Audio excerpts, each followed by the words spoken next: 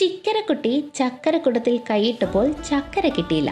കിട്ടിയതാവട്ടെ ചക്കരക്കള്ളി എന്ന വിളിയോടെ വെളിച്ചപ്പാടിന്റെ ഈർക്കിൽ കൊണ്ടുള്ള തലോടൽ. ആലപ്പുഴ കണിച്ചുകുളങ്ങര ദേവീ ക്ഷേത്രത്തിലെ ചിക്കരക്കുട്ടികളുടെ ഉത്സവമായ ചിക്കരക്കൊട്ടിക്കൽ ചടങ്ങാണ് ഇത്.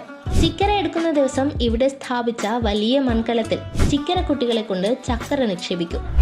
നമ്മൾ ആദ്യത്തെ ദിവസം കൊടിയേറ്റിന്റെ ദിവസം ഇവിടെ വന്ന് ചക്കര കുടത്തിൽ നിക്ഷേപിക്കുകയും ഉത്സവത്തിന്റെ 7ാം ദിവസം അത്താഴ പൂജ കഴിഞ്ഞ് തകിൽ വാദ്യത്തിന്റെയും കുത്തുവിളക്കിന്റെയും അകമ്പടിയോടെ വെളിച്ചപ്പാടിന്റെ നേതൃത്വത്തിൽ കാളിമൂലസ്ഥാനത്തെത്തും.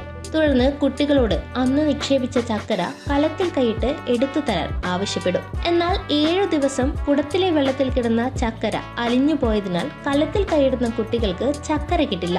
ഇത് കണ്ട് ദേഷ്യത്തോടെ വെളിച്ചപ്പാട് ചക്കര കള്ളി എന്ന് വിളിച്ച് പച്ച ഈർക്കിൽ കൊണ്ട് കുട്ടികളെ പ്രതീകാത്മകമായി തലോടും. 7ാമത്തെ ദിവസമായ ചിക്കരക്കുട്ടിൽ കൂട്ടാക്കണം, അതാണ് ഈ ഇന്നത്തെ ദിവസം. ഇന്ന് ആ കലത്തിലെ വെള്ളത്തിൽ നിക്ഷേപിച്ച ചക്കര എടുത്ത് വരാൻ ചിക്കരക്കുട്ടികളോട് പറയുകയും ചിക്കരക്കുട്ടികൾ ചക്കരയ്ക്ക് വേണ്ടിയിട്ട് കലത്തിൽ കൈയിടുമ്പോൾ ചക്കര കിട്ടാതിരിക്കുകയും ചെയ്യുമ്പോൾ വെളിച്ചപ്പാട് ചക്കരക്കള്ളി എന്ന് പറഞ്ഞ് ചിക്കരക്കുട്ടികളെ പ്രതീകാത്മകമായി അവരുടെ വലത് കയ്യിൽ ഒരു ഈർക്കിലി കൊണ്ട് ഒരു അടി കൊടുക്കും. അപ്പോൾ ആ ബാലാരിഷ്ടകളും എല്ലാ അരിഷ്ടകളും മാറുമെന്നാണ് ഐതിഹ്യം.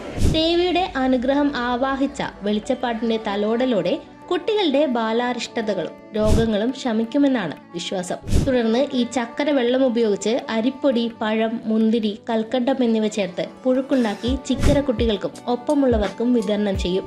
ഇത് കഴിക്കുന്നവരുടെ രോഗങ്ങളും ദുരിതങ്ങളും മാറുമെന്നാണ് വിശ്വാസം. രാത്രി 12ഓടെ ആരംഭിക്കുന്ന ചടങ്ങുകൾ പുലർച്ചെയോടെ സമാപിക്കും. ഉത്സവനാളിൽ ദേവിക്ക് ഏറ്റവും ഇഷ്ടപ്പെട്ട ചടങ്ങായതിനാൽ ആദ്യാവസാനം വരെ ദേവീ ചൈതന്യം ഉണ്ടാകുമെന്നാണ് വിശ്വാസം. നമുക്ക് ചുറ്റും നമ്മൾ പോലും അറിയാത്ത എന്തോരം വിശ്വാസങ്ങളും സംസ്കാരങ്ങളും ആചാരങ്ങളുമാണല്ലേ ഉള്ളത്.